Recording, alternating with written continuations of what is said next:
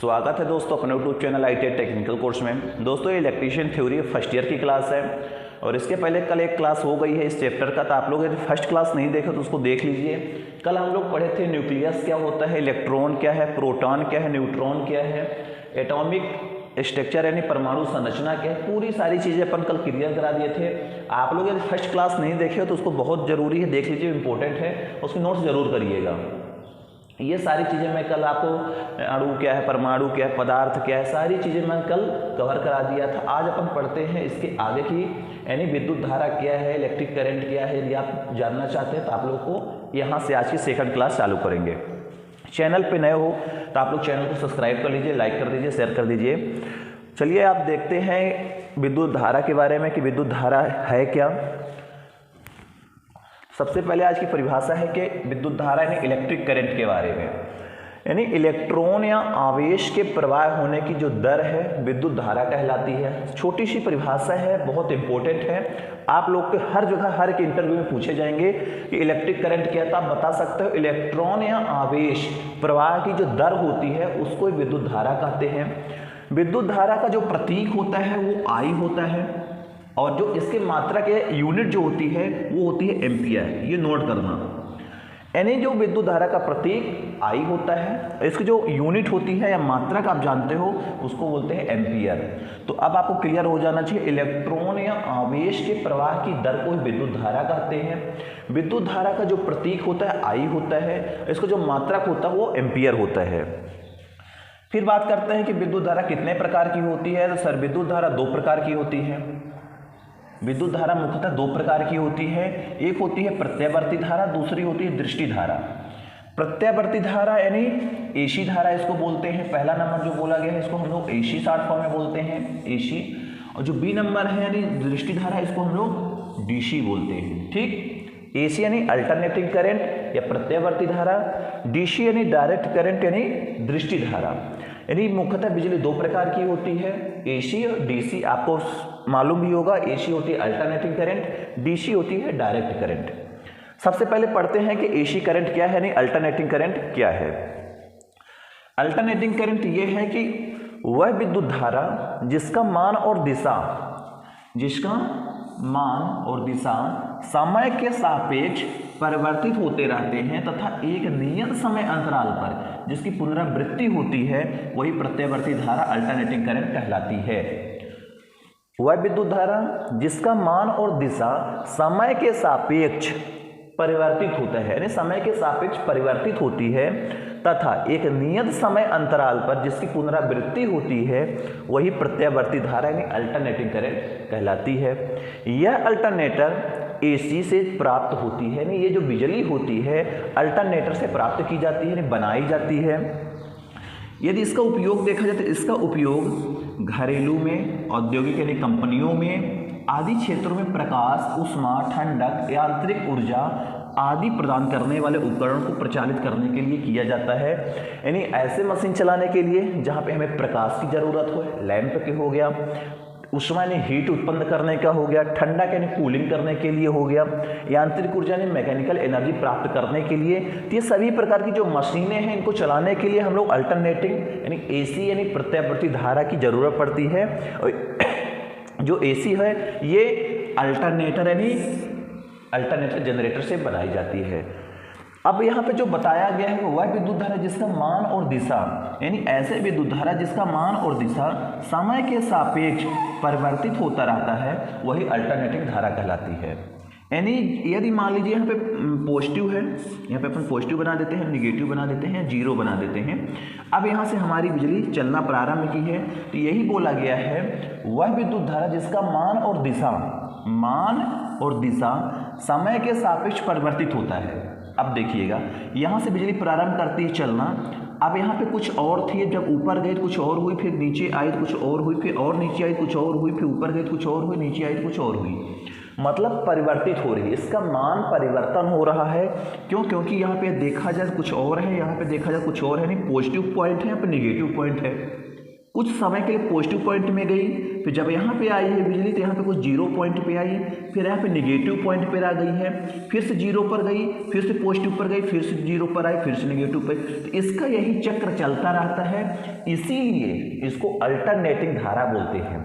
वह विद्युत धारा जिसका मान और दिशा देखो, दिशा देखा जाए पॉजिटिव दिशा की ओर गई, नेगेटिव दिशा की ओर गई, पॉजिटिव दिशा की ओर गई, नेगेटिव दिशा की ओर, पॉजिटिव नेगेटिव पॉजिटिव नेगेटिव। वह विद्युत धारा जिसका मान और दिशा समय के सापेक्ष परिवर्तित होते रहते हैं तथा एक नियत समय अंतराल पर जिसकी पुनरावृत्ति होती। नियत समय अंतराल यानी एक नियत समय पर वहाँ गई, फिर नियत समय पर यहाँ आई, फिर से ऊपर गई, फिर से नीचे गई, फिर से ऊपर गई, फिर से, यानी एक नियत समय पर पॉजिटिव पर जाती है, एक नियत समय पर नेगेटिव पर आती है, इसीलिए इसको अल्टरनेटिंग धारा बोलते हैं।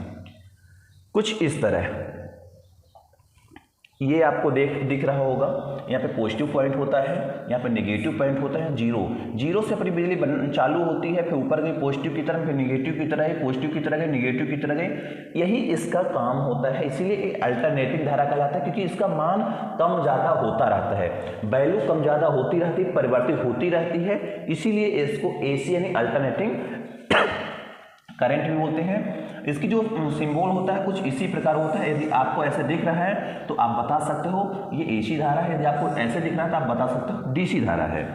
अब आपको AC धारा कंप्लीट हो जाना चाहिए, क्लियर हो जाना चाहिए, किसी भी प्रकार के डाउट नहीं होना चाहिए। यदि यहीं पे DC धारा की बात करें यानी डायरेक्ट करंट क्या है, DC धारा यानी डायरेक्ट करंट। सेकंड नंबर है DC धारा यानी डायरेक्ट करंट।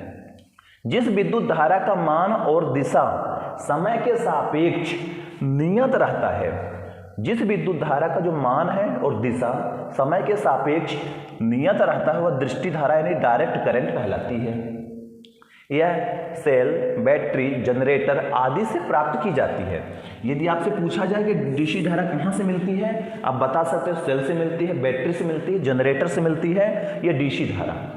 जो DC धारा है तो DC धारा का जो मान है, DC धारा का मान और दिशा समय के सापेक्ष नियत रहता है, कांस्टेंट रहता है। कैसे? कुछ इस तरह आपको दिख रहा होगा, ये हमारी एक ग्राफ लाइन है, इस लाइन के साथ साथ जो हमारी धारा जा रही है वो कांस्टेंट है। कांस्टेंट यानी ना तो इसकी वैल्यू कम हो रही ना तो इसकी वैल्यू ज़्यादा हो रही है। और यही यदि देखा जाए AC धारा पे तो इसकी वैल्यू पॉजिटिव की ओर, नेगेटिव की ओर कम ज़्यादा जीरो तक आ रही थी। जीरो से स्टार्ट हुई, फिर से जीरो पर आई, जीरो पर आई, जीरो पर आई, पॉजिटिव पर गई, नेगेटिव पर गई। मगर यही दृष्टि धारा देखा जाए तो दृष्टि धारा किसी भी प्रकार के ना तो पॉजिटिव पर जा रही ना नेगेटिव पर जा रही, बिल्कुल कांस्टेंट जा रही, जैसे शुरू से स्टार्ट हुई है वही लास्ट तक जा रही है।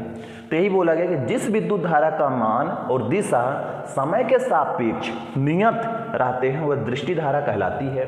यह सेल, बैटरी, जनरेटर आदि से प्राप्त की जाती है। इसका उपयोग arc welding, battery charging, electronic उपकरण के प्रचालन के लिए किया जाता है। आप ये भी बता सकते हो, मोस्ट इम्पोर्टेंट है कि जो DC धारा का उपयोग है तो आर्क वेल्डिंग के लिए करते हैं, बैटरी चार्जिंग के लिए करते हैं, इलेक्ट्रॉनिक उपकरण के लिए करते हैं। इन सभी के लिए हम लोग ज़्यादा से ज़्यादा DC जनरेटर यानी दृष्टि धारा का ही यूज करते हैं। फिर पढ़ते हैं, नेक्स्ट है कि विद्युत धारा के इफेक्ट ऑफ इलेक्ट्रिक करंट यानी प्रभाव क्या है। प्रभाव सबको मालूम होना चाहिए, कुछ ना कुछ इसके प्रभाव होते होंगे। कोई हीट करता है, चुंबकीय प्रभाव होगा, प्रकाशीय प्रभाव होगा, रासायनिक प्रभाव होगा, बहुत सारे प्रभाव है।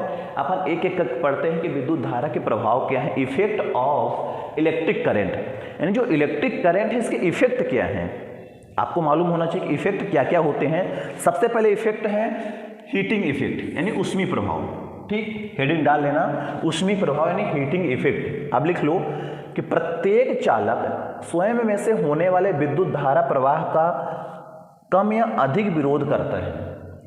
प्रत्येक चालक स्वयं में से होने वाले विद्युत धारा प्रवाह का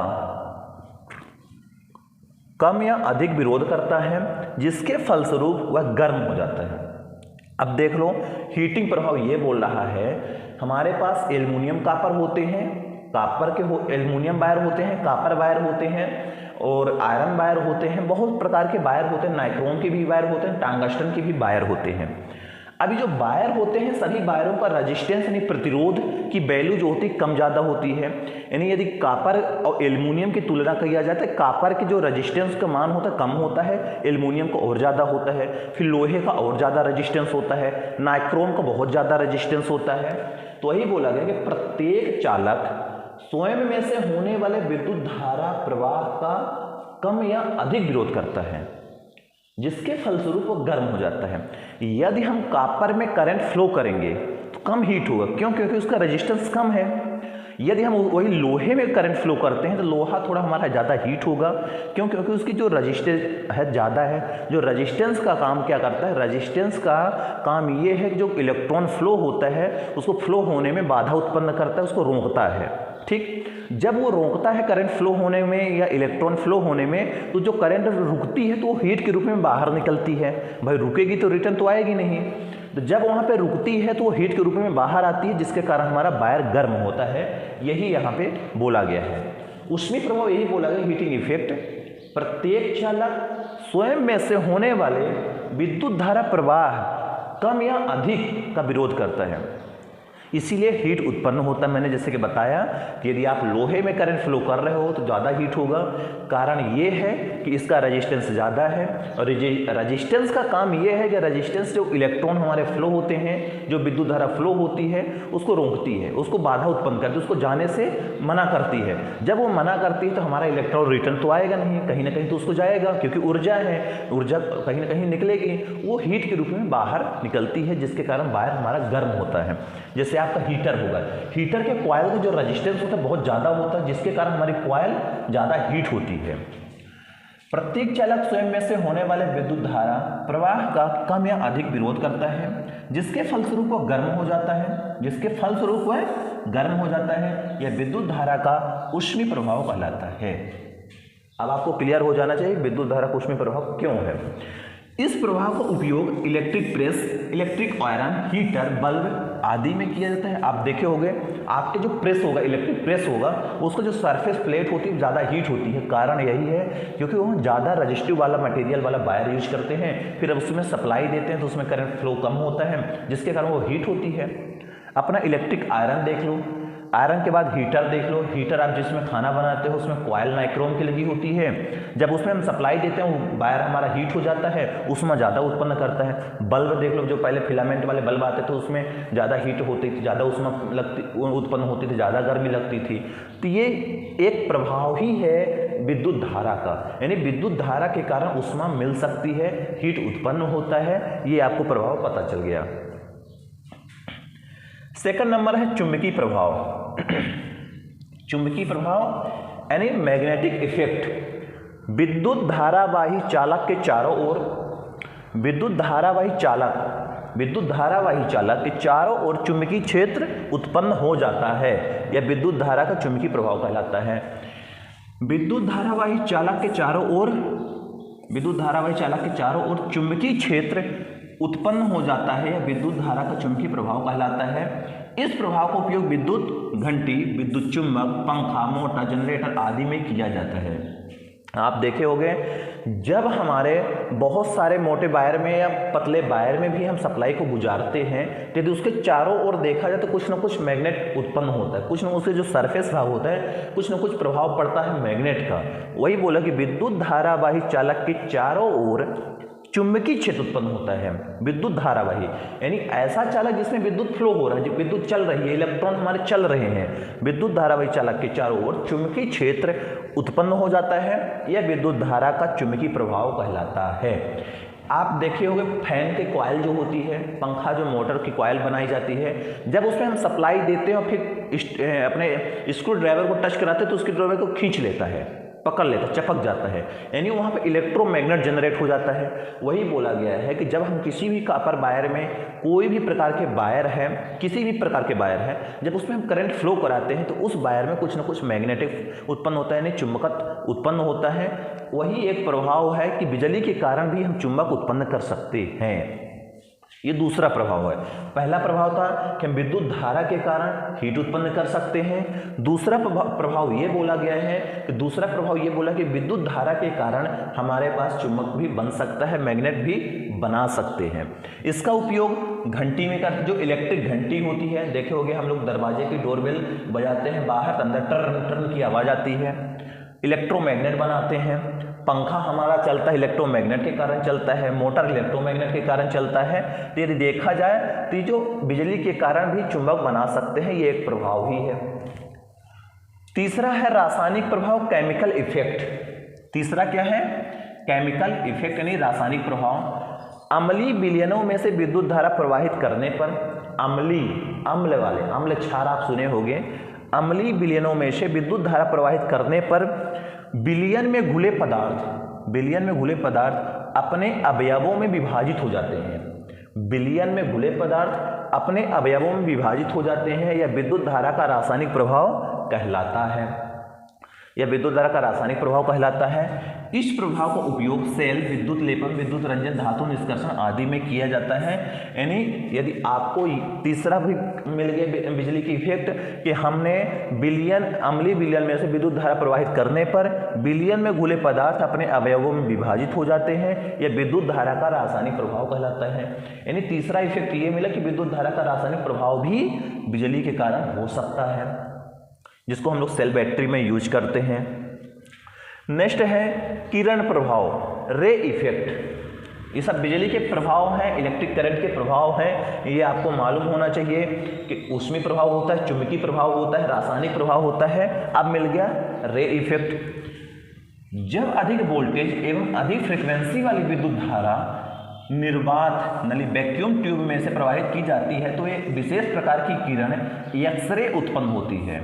यह प्रभाव विद्युत धारा का किरण प्रभाव कहलाता है।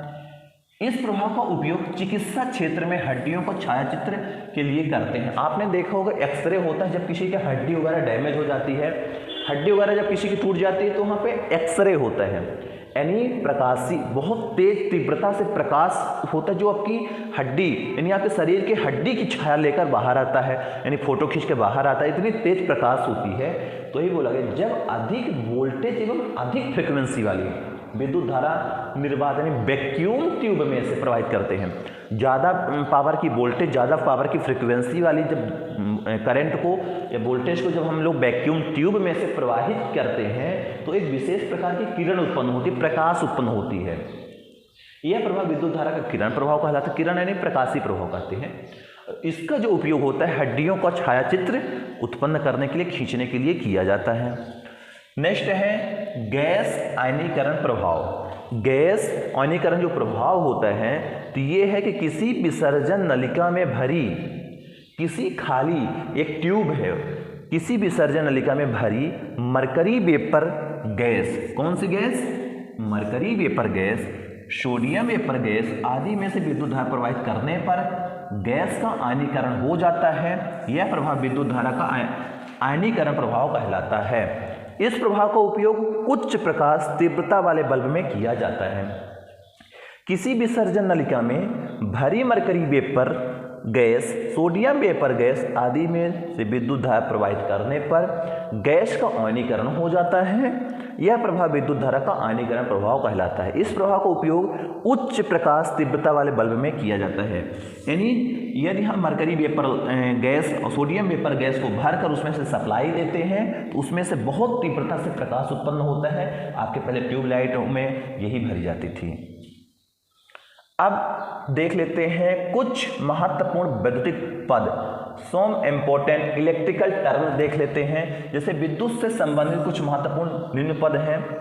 ये जैसे विद्युत वाहक बल क्या है, इलेक्ट्रोमोटिव फोर्स क्या है, विभव क्या है, विभवांतर क्या है, टर्मिनल वोल्टेज क्या है, वोल्टेज ड्रॉप क्या है। अपन इसको कल पढ़ लेते हैं, आज ज़्यादा हो रहा है। तो ये चीज़ें आपको क्लियर हो गई होगी। गैस आयनीकरण प्रभाव क्या है, किरण प्रभाव क्या है, रासायनिक प्रभाव क्या है, चुंबकीय प्रभाव क्या है, ऊष्मीय प्रभाव क्या है, विद्युत धारा के प्रभाव AC क्या है, DC क्या है, विद्युत धारा क्या है, तो ये सारी चीज़ें आज क्लियर हो गई होंगी। इसके पहले अपन लोग कल पढ़े थे न्यूक्लियस क्या है, इलेक्ट्रॉन क्या है, प्रोटॉन क्या है, न्यूट्रॉन क्या है, परमाणु संरचना क्या है। तो ये सारी चीज़ थोड़ी थोड़ी इसलिए पढ़ा रहे हैं ताकि आपको समझ में भी आए, आप प्रॉपर नोट भी करते होंगे।